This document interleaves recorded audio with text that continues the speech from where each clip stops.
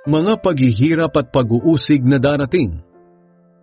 Habang nakaupo si Jesus sa isang lugar sa bundok ng mga Olibo na nakaharap sa templo, tinanong siya ng sarilinan nina Pedro, Santiago, Juan at Andres, "Sabihin ninyo sa amin kung kailan mangyayari ang sinabi ninyo, at ano ang mga palatandaan kung malapit nang mangyari ang lahat ng ito?"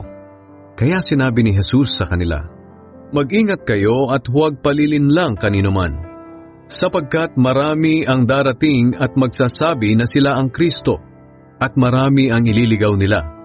Kapag nakarinig kayo ng mga digmaan malapit sa inyo, at nakabalitang may digmaan din sa malayo, huwag kayong matakot.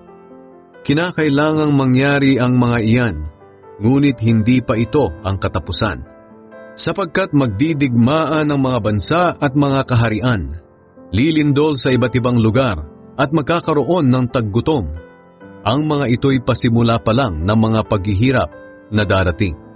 Mag-ingat kayo dahil dadakpin kayo at dadalhin sa hukuman at hahagupitin kayo sa sambahan ng mga Hudyo. Iimbestigahan kayo sa harap ng mga gobernador at mga hari dahil sa pagsunod ninyo sa akin. Magiging pagkakataon nyo ito upang magpatotoo sa kanila tungkol sa akin. Dapat munang maipangaral ang magandang balita sa lahat ng bansa bago dumating ang katapusan. Kapag dinakip kayo at iniharap sa hukuman, huwag kayong mag-alala kung ano ang sasabihin ninyo.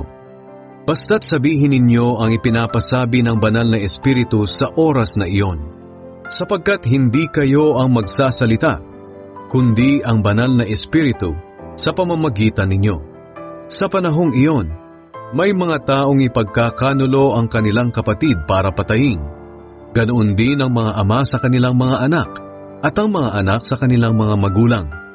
Kapupuotan kayo ng lahat dahil sa pagsunod ninyo sa akin. Ngunit ang mananatiling tapat hanggang wakas ay maliligtas.